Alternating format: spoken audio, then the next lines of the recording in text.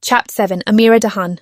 I sat cross-legged on my bed, silk robe barely knotted, hair still curled from dinner, and my phone lighting up every 2 seconds like it had gossip to scream. I shouldn't have done it, shouldn't have taken the picture, but I simply couldn't help myself. So much for detaching from the world. I scrolled through the replies.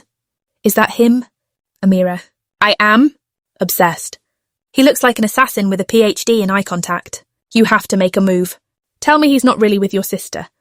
I grinned and bit the edge of my thumbnail, scrolling back up to look at the picture again. Paul Bishop. I searched for the guy, high and low. Nothing. No social media footprint whatsoever. There were a bunch of different Paul Bishops online, but nothing concrete. Damn it! I pictured his face while he was eating. He wasn't even trying.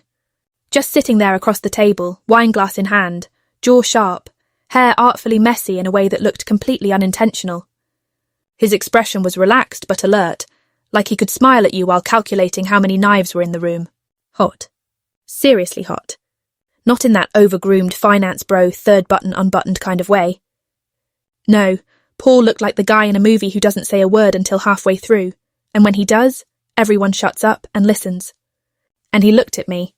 He noticed the moment I walked out of my room tonight. I felt it like heat on my skin. His eyes had gone to my dress, sure, but then up to my face. My mouth. My eyes. That little pause. That was real. He saw me. Not just the outfit. Me. No one ever sees me when Leila's in the room. Not really. She's the star. Always has been. Cool. Collected. Polished like a stone you can't scratch no matter how hard you try. The middle sister who had talent and beauty. And I don't hate her for it, I admire her. But I've never had a boyfriend that didn't want Leila.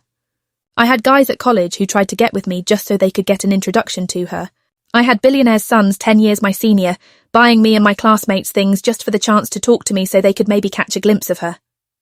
Like, we hung out all the time and she wasn't the CEO of a Fortune 500 company.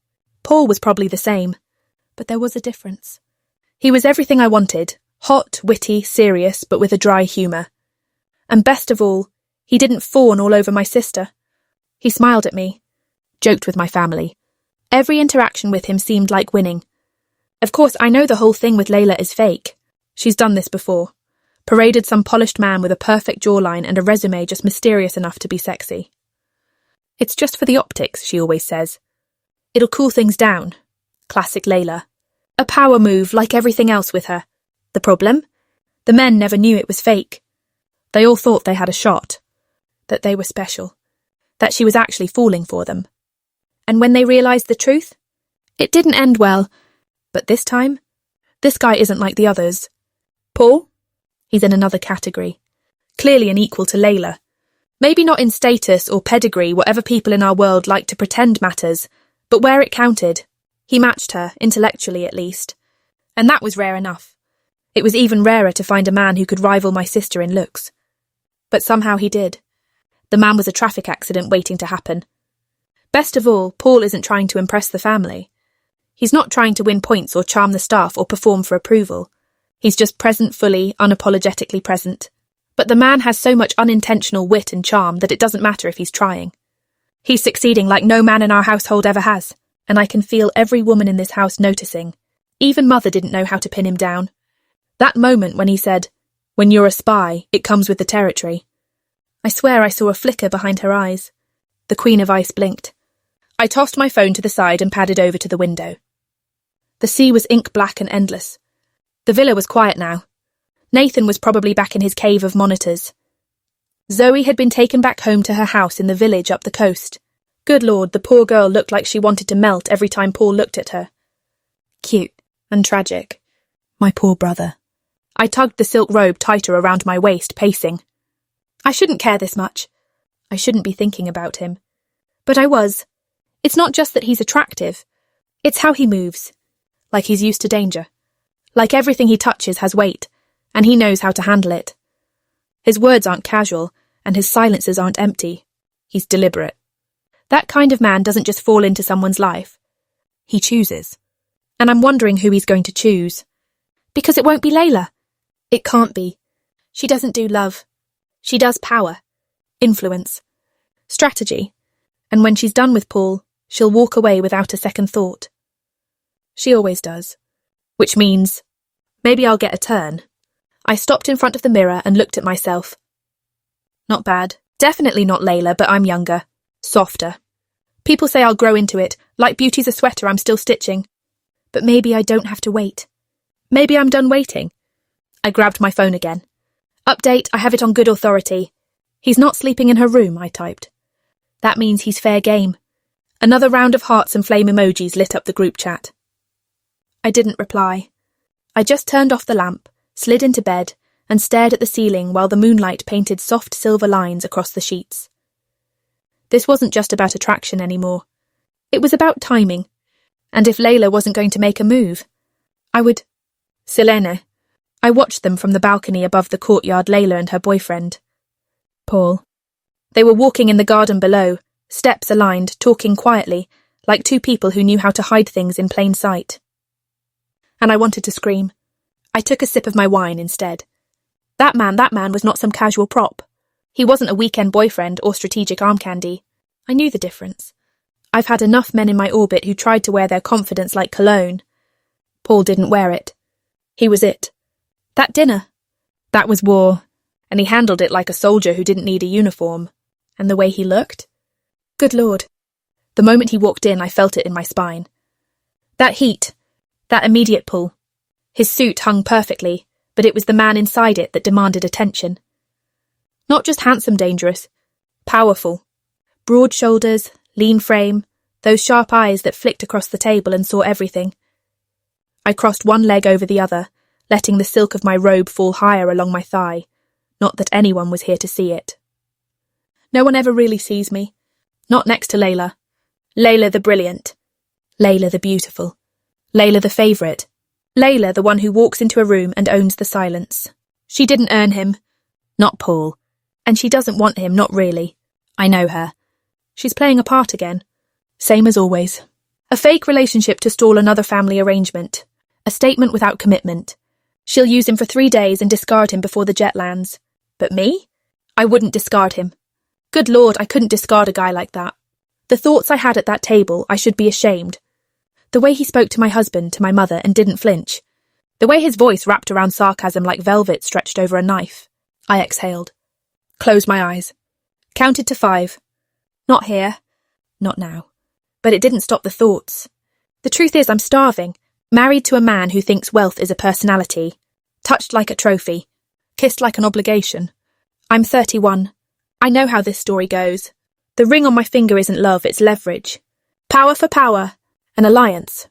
Now I have 2 children and a husband who spends more time buried in his mistress than with his twin daughters. It's their 10th birthday next week. But I played the game. I smiled at the right people. Hosted the parties.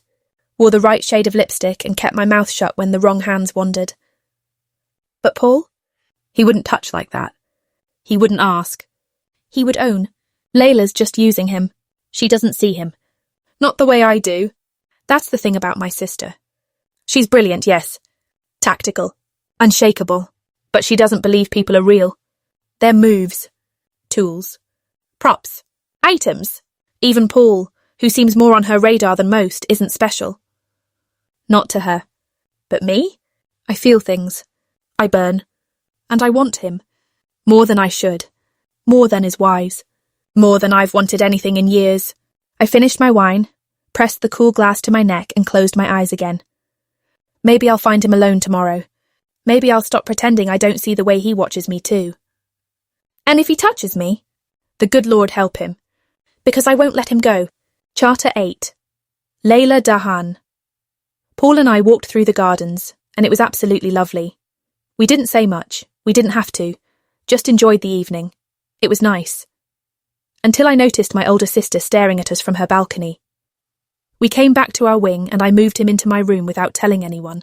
Not that it was a conversation I was interested in having. Not with my mother. Not with Amira. And especially not with Selene. There was no fanfare. No whispered suggestions. I just walked into his guest suite, handed him a pillow and said, "Pack it up. You're staying with me in the main room." He didn't blink. Just raised an eyebrow like he already knew this moment was coming. It irked me. Paul had the kind of awareness that felt unfair, that razor-sharp stillness of someone who knew how to wait, to listen, to strike. If I didn't know better, I'd say he was trained. Still, it made me want to watch him, be around him, get to know him more. And I wasn't the only one. I saw the look in Amira's eyes the second he walked into the dining room. The transformation could not have been more blatant or obvious. One moment she was barefoot and bohemian, and the next she was sashaying like a Bond girl. I saw the way she sat straighter, the way she laughed at things that weren't funny. The lip gloss. The sudden interest in French wine. She would have been subtler by simply dropping her robe in front of him. I also saw the way our older sister tracked Paul with her gaze like he was a pressure point she wanted to press until he broke. And she would. If I left him alone for more than 5 minutes, she'd corner him in some hallway, run her hand up his chest and whisper something scandalous. That's always been Selene's way, wearing that mask of restraint while thinking no one notices the hunger underneath. But I noticed, and it didn't help that she hated her husband, who was an asshat on the best of days. So yes, I moved Paul into my room. He dropped the pillow at the foot of my bed and stretched, his shirt clinging to his back in a way that had to be illegal in several countries. He noticed my silence. "You okay?" he asked. I was standing by the window, arms folded, looking out over the moonlit coastline. I hadn't spoken in minutes. Was I okay? I wasn't sure.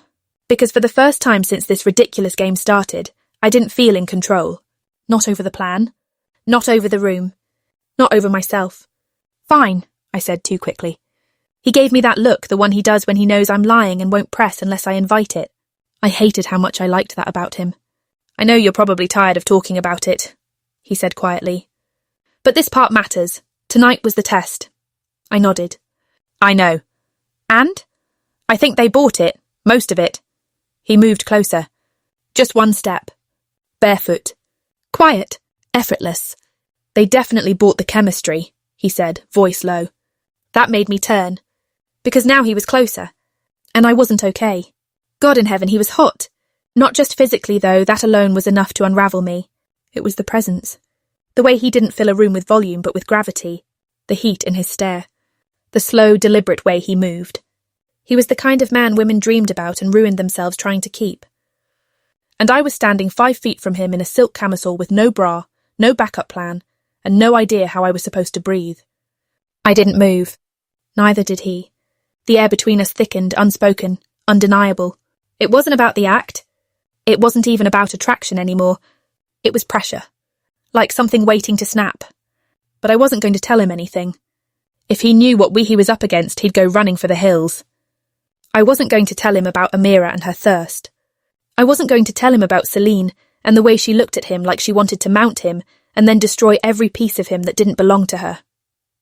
No, he didn't need to know that yet. I wasn't ready to admit that both my sisters wanted the same man I'd brought into this house as a pawn, and that somewhere between the airport and dessert, the pawn had become the only one on the board I didn't want to sacrifice. "You didn't expect this to get to you, did you?" he asked softly. I looked up, startled.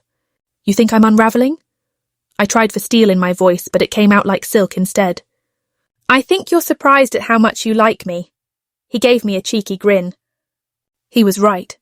I hated that he was right. "Don't flatter yourself," I said, turning back to the window, trying to anchor myself in the coastline, the breeze, anything other than the man 5 feet behind me who made my skin feel like it belonged to someone else. He didn't say anything. He didn't need to. I could feel him watching me. Assessing. Not with judgment. Paul didn't judge. He read. Measured. Waited. "Let's sleep," I said. "We've got breakfast with the War Council tomorrow. Am I getting a uniform?" "Just wear the same thing and glare a little more. They'll assume you killed someone overnight." That made him chuckle. A real one. Low and warm. And I hated how much I felt it. I turned my back to him. He laughed and left the room. Jerk. I thought my intentions were clear. That we were on the same page. So colour me surprised when I found Paul back in the sitting room of my suite with a pillow, lounging and watching a soccer game on his phone. He didn't look up. "It's amazing the coverage you have here. Impressive." I stood for a few moments in my clothes that barely concealed me. "Seriously?" I said from the doorway. Paul didn't look up. "Seriously?" Why do you think I moved you into my room? Why are you back here? He glanced over his shoulder. I assumed you were trying to seduce me, but then you chickened out. I found it quite adorable. I almost threw my phone at him. Damn this man and his freaking charm. I made a show of rolling my eyes, then stepped toward him, arms crossed, silk robe trailing behind me. You need to come back to our bedroom. The staff start cleaning suites at 7. If they find you out here, we're done. Cover blown. The whole pretend boyfriend thing falls apart before breakfast. I'll wake up before 7. That's not the point. It's exactly the point. You dragged me into your room so people wouldn't talk. I get it. But no one said anything about sleeping in the same bed. I'll stay in your suite, but I'm sleeping here like a good prop. You're not a prop, I muttered. He tilted his head. Then let me stay out here. No, he raised an eyebrow. Explain to me why you want me to sleep in your room. I want you in there, I snapped, so the maids think we're whatever we're pretending to be. I think you're paranoid. Maybe we're taking it slow. You can just explain that I didn't want to offend your delicate sensibilities. I groaned and turned toward the bedroom. Just come with me. I'll sleep on the floor. You take the bed. He was behind me before I reached the door. No chance, he said. I stopped. What? You're not sleeping on the floor. This place is made of imported stone and bad decisions. Your spine will file a lawsuit. I turned slowly to face him. Then what do you suggest? He shrugged. We share the bed. Absolutely not. Why? You'll snore. Or steal the blanket. Or breathe near me. He smirked. You invited me to your bedroom, but you're scared of sharing a bed. Just to clarify, you're older than 15, right? If you're scared you can't keep your hands off me, just say so. I exhaled through my teeth. You overestimate your effect on me. Fine, we sleep in the bed, no touching, a strict line down the middle. Sure, like a pillow wall or something. Of course. 2 adults, professional, no funny business. He stepped past me, already heading for the bedroom. So like we're married, got it. I blinked. Wait, he stopped. How much is it going to cost me? I asked suspiciously. He turned his head just enough for me to see the smirk. Another $1 million, he said. My jaw dropped. $1 million to share a bed. I'm valuable, he said deadpan. You're lucky I'm on sale. I wanted to scream, or laugh, or throw the nearest pillow at him. Instead, I stormed into the bedroom first. You're insufferable, I muttered. He followed. And you're terrible at negotiating. Aren't you some kind of CEO? It was dark in my room. We lay back to back. At least that's how it started. The room was massive vaulted ceiling, soft lamplight glowing against warm stone walls. The bed could have comfortably fit 4 people with room for regrets. But still, I was acutely aware of every inch between us. No touching, no speaking, no thinking about the smell of his skin or the way his breathing had already started to slow like he was made for sleep. It took me longer. A lot longer. When I finally drifted off, it was shallow, fragile. And sometime in the middle of the night, I woke up. My head was on his chest. One of his arms was wrapped tightly around my waist. My thigh, God! My thigh was resting across his leg like I belonged there. I was glad he wasn't awake, because if he had been, he'd see that my chest was almost fully on display. Worse. He was twitching. Not violent. Just subtle. Shoulders shifting. Jaw clenching. A sharp exhale every now and then, like his body was bracing for something that wasn't coming. It wasn't restlessness. It was memory. He was fighting ghosts in his sleep. My chest tightened. I didn't move. Instead, I shifted up his body and held his head to my chest, letting him hear my heartbeat. I whispered, "You're safe." I don't know if he heard me, but after a while the tension faded. His grip eased, his breathing slowed. And I stayed where I was, wrapped in the arms of the man I hired to pretend. Chapter 9. Nathan Dahan. I wasn't expecting to see him out there. It was early, like ridiculously early. The sun was barely tipping over the hills, and the villa grounds were still quiet. No staff sweeping the walkways, no coffee brewing, no high-heeled footsteps echoing down the marble halls. It was my favorite time of day, when no one needed anything from me, when I didn't have to pretend I cared about mergers or trust funds or heir responsibility. I was walking out to the lawn, hoodie half-zipped, headphones slung around my neck, fingers still sleep-numb, when I saw him, Paul. He was shirtless, barefoot in the dew-damp grass, moving in slow, fluid arcs like something out of a martial arts film, but quieter, more grounded. His breathing was controlled, arms slicing through the air with a precision I hadn't seen outside of video games or anime. There was this rhythm to it, like a language I didn't speak but instantly respected. Not for show. Not for anyone else. He didn't even know I was watching. I stopped halfway down the stone path and just stared. Most guys who showed up around here puffed their chests out, laughed too loud, tried to impress someone, usually my mother or one of my sisters. They wore Rolexes, made casual references to family yachts, and called me buddy like they were trying to recruit me into their pyramid scheme. But Paul? He didn't care. He wasn't performing. He was doing. His movement slowed, breath still steady. He dropped into a low stance, back leg straight, one arm extended, his eyes locked forward like he was staring through someone. Or maybe himself. I stepped off the path, crunching the grass, and approached without speaking. He didn't turn, just said, "You're up early." "You're doing kung fu," I said. "That beats coffee." That made him smile faint and knowing. "It's called a kata, movements meant to align breath, body, and intention." "So, like meditation, but cooler?" "Exactly like that." I watched for a second longer, then slowly moved closer. I could hear the birds now, faint rustling in the trees, the breeze off the cliffs. "Can I watch?" I asked. Paul turned fully now and nodded once. He gestured to the grass in front of him. "Or better, join me." I froze. "I don't know anything about martial arts." "You know how to breathe?" Most days," he chuckled. "Good enough." We stood facing the ocean, and he took a few steps closer, his tone shifting, gentle, instructional, but not condescending. "This one's basic, meant to clear the mind. No strikes, no flourishes or fancy footwork, just alignment." He moved first, slowly, demonstrating. I mirrored him, awkward at first, too stiff, too aware of my limbs. But he didn't laugh, didn't correct me like a teacher. He just moved again, slower, letting me catch the rhythm. "Exhale," he said. "Follow the hands with your eyes. Anchor your weight. Don't try to force it." We repeated the pattern step, flow, breathe. Something weird happened around the third round. I relaxed.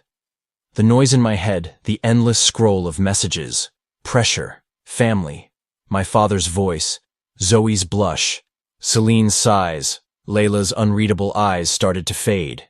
It was just movement. Just the breeze and the grass and Paul's calm voice cutting through the chaos in my head like a clean, sharp blade. I didn't realize we'd been at it for 20 minutes until Paul stopped, turned toward me, and nodded.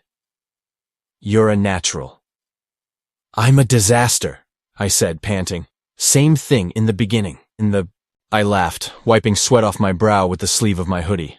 "You're not what I expected." He tilted his head. "What did you expect? A guy who came here to climb the ladder, impress the family, maybe marry into money." Paul looked out over the sea and shrugged. "I don't even like heights. And money is awesome, but not at the price of your soul." I grinned. He looked back at me then, more serious. "And what about you, Nathan? You're smart. Way smarter than they give you credit for. And I've seen your setup, your rig, your code. Some sort of microtransaction system for games if I read it correctly. You've got talent." I blinked. "You looked at my code and understood it? What do you do again, Paul?" "Don't make it a big deal. I dabble in writing code." Of course he did. "The point, though, Nathan, is that talent without focus is just noise. You've got to find your center, or the rest of the world will tell you who you are before you figure it out for yourself." I swallowed hard, because that hit. No one in this family had ever talked to me like that. Not without wanting something. Not without dressing it in business terms or guilt or polite threats. But Paul didn't want anything. He just was. And for the first time, I didn't feel like the kid brother. I felt seen. I nodded slowly. "Teach me more?" Paul studied me for a moment. Not like a teacher, like a man deciding whether I was worth investing in. His eyes weren't warm, but they weren't cold either. Just clear. "I will," he said. "But not the flashy stuff. Not right away." I tilted my head. "Why not?" "Because you don't need to learn how to fight yet," he said, turning back to face the sea. You need to learn how to stand and feel, how to anchor and build strength, how to focus. That didn't sound like a martial art. He folded his arms. We'll start with kata movements and strength training. Then, when you're ready, we'll learn some Wing Chun, close combat, centerline theory. It's not about strength. It's about control, economy of movement, precision under pressure. I blinked. That's the one with the wooden dummy, right? Bruce Lee and Ip Man? He smirked slightly. Eventually. But we're not going near the dummy until you can hold your balance for 20 minutes in silence and you can bench 150 pounds 12 times. Silence? Paul nodded. Wing Chun forces you to stay in your own head. You can't overpower anyone with Wing Chun through strength. You have to understand them. Their rhythm, their intent. You learn to feel pressure before it lands. That's why it works. I felt something shift in my chest, because I was always reacting, always behind.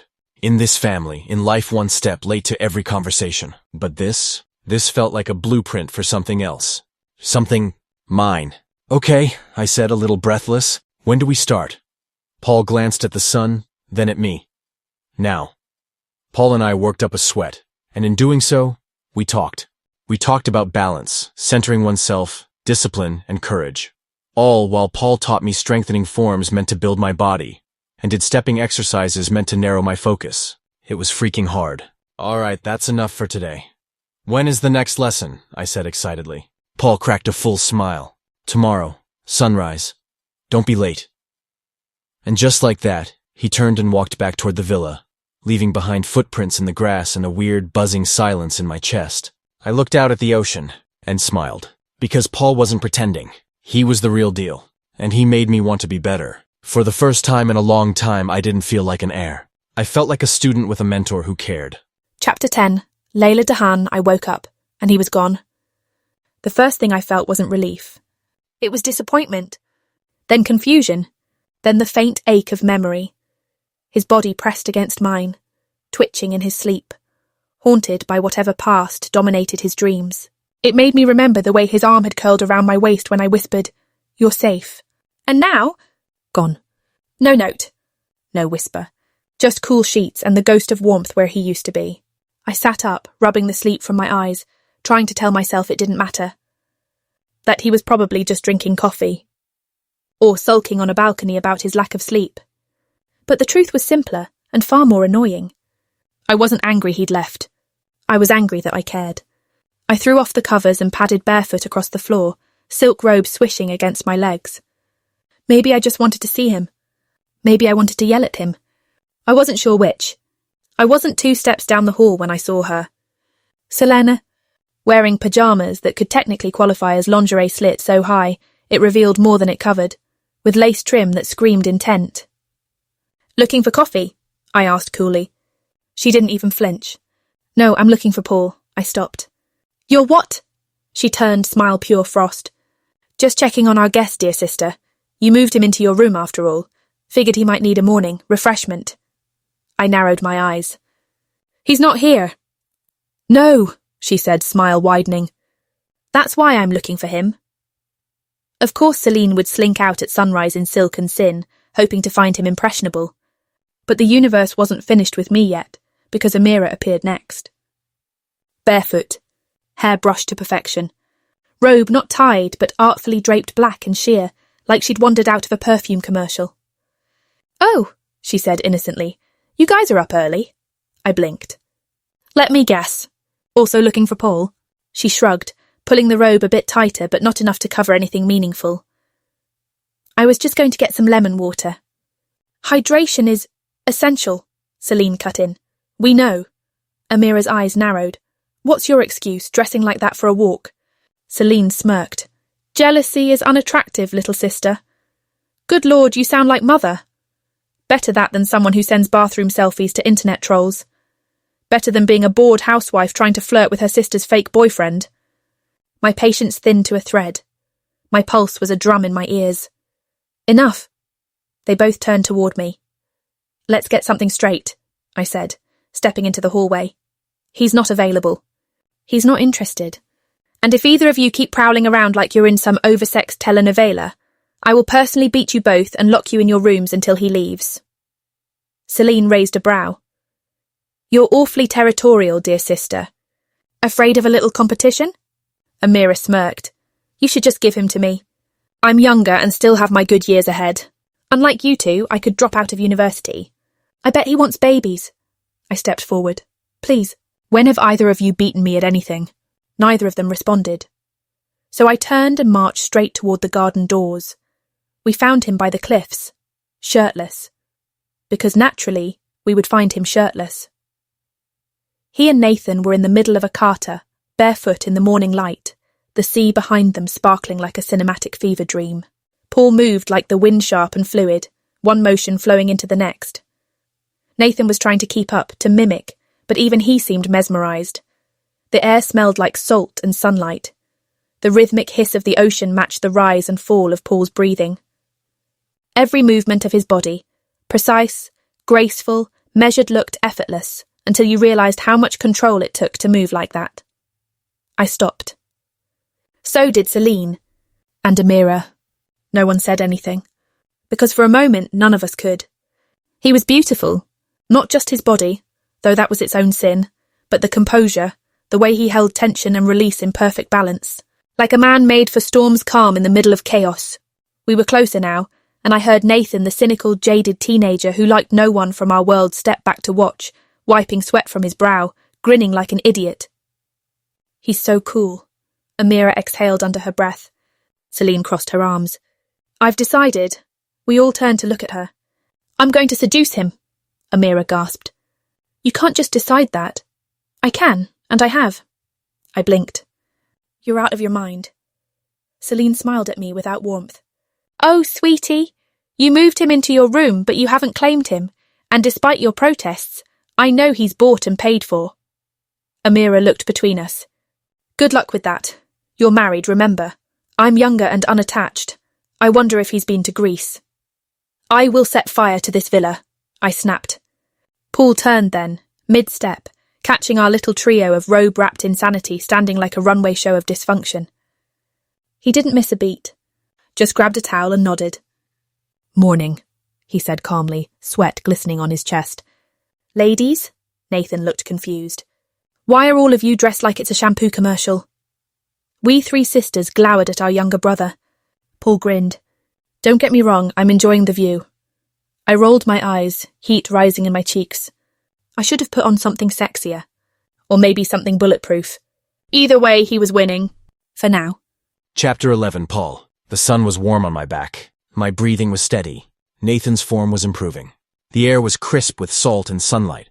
For a few breaths, the only sound was the ocean and the quiet rhythm of our movements, controlled, balanced, calm.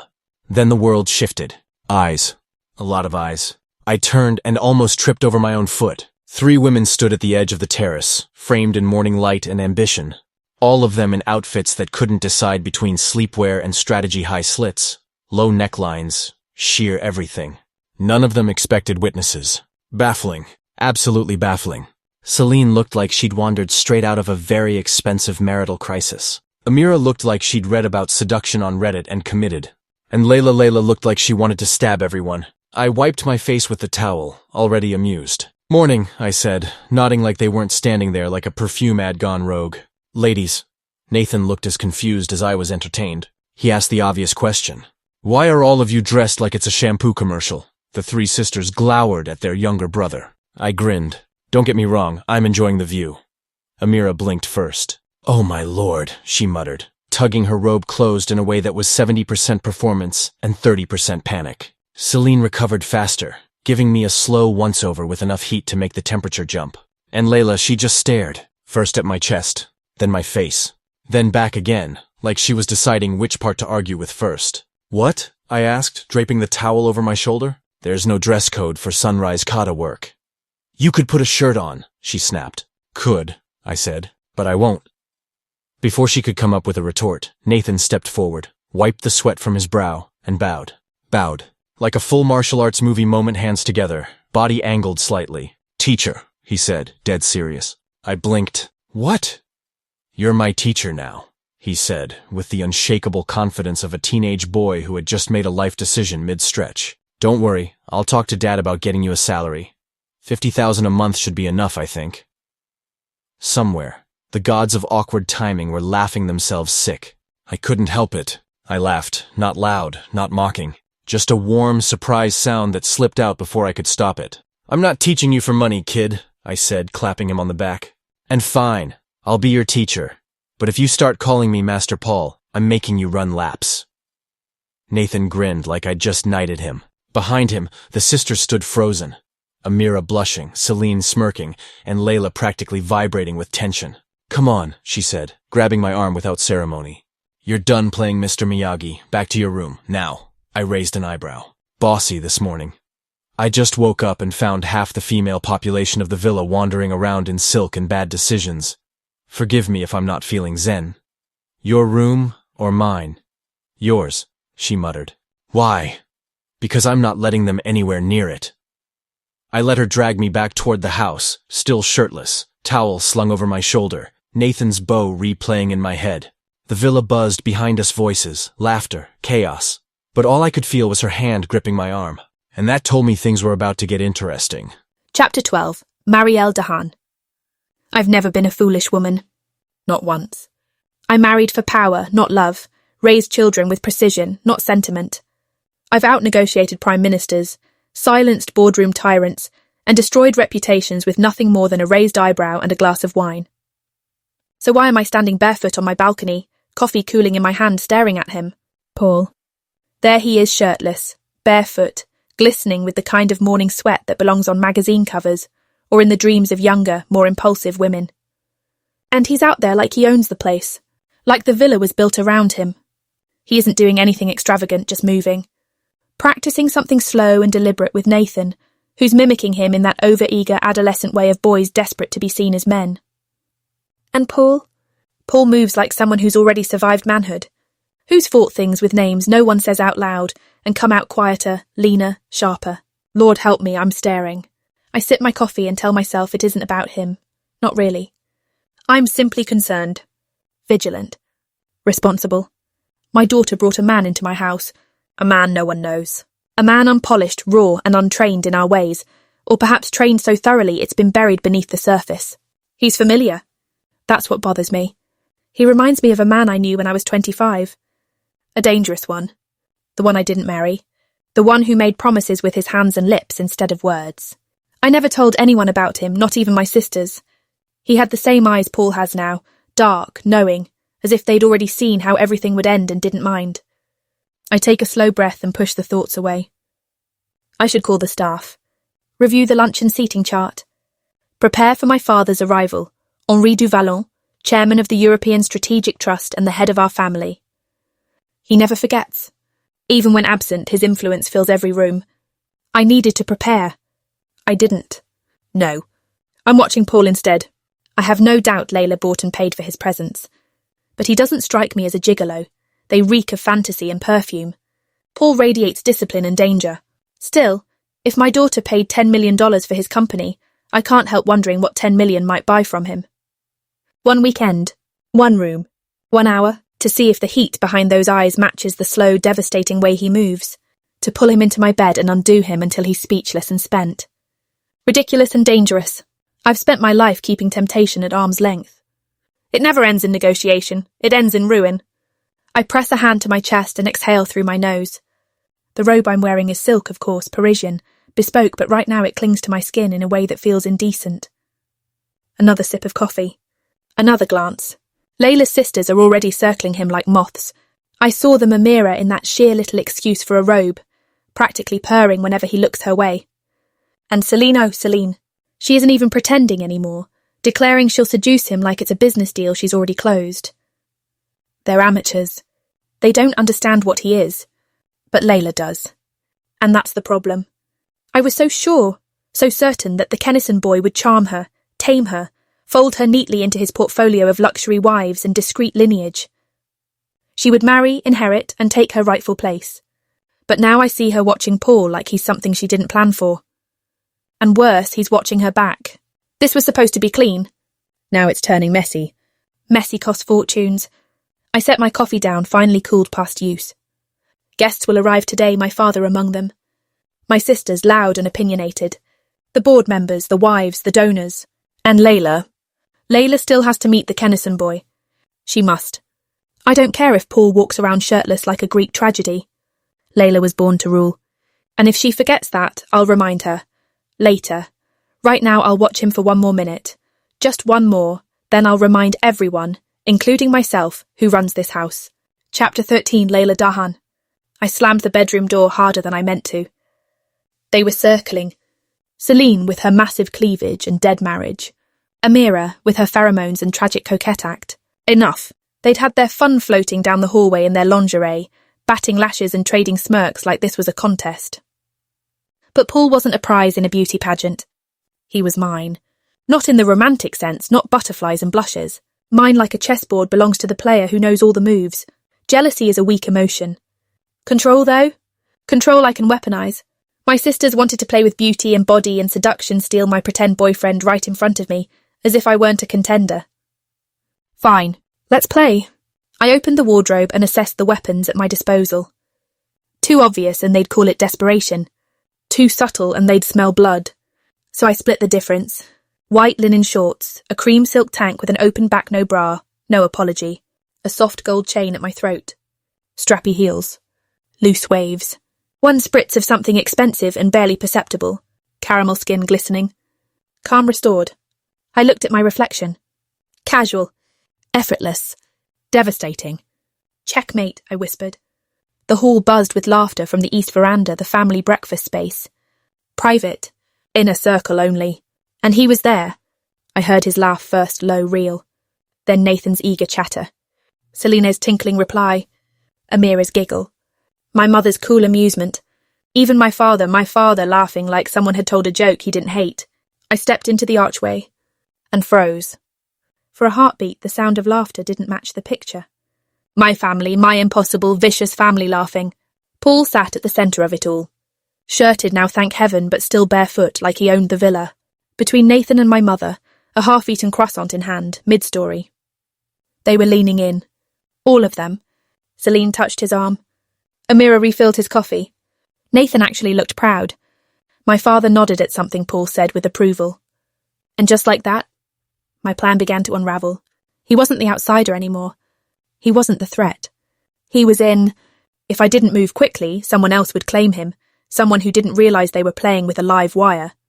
I stepped forward, slow and deliberate. Heads turned. Paul looked up, his eyes catching mine across the spread of linen and silver and sunlight. And he smiled. Not polite. Not playful. Territorial. That should have satisfied me. It didn't. Because I knew what he was now.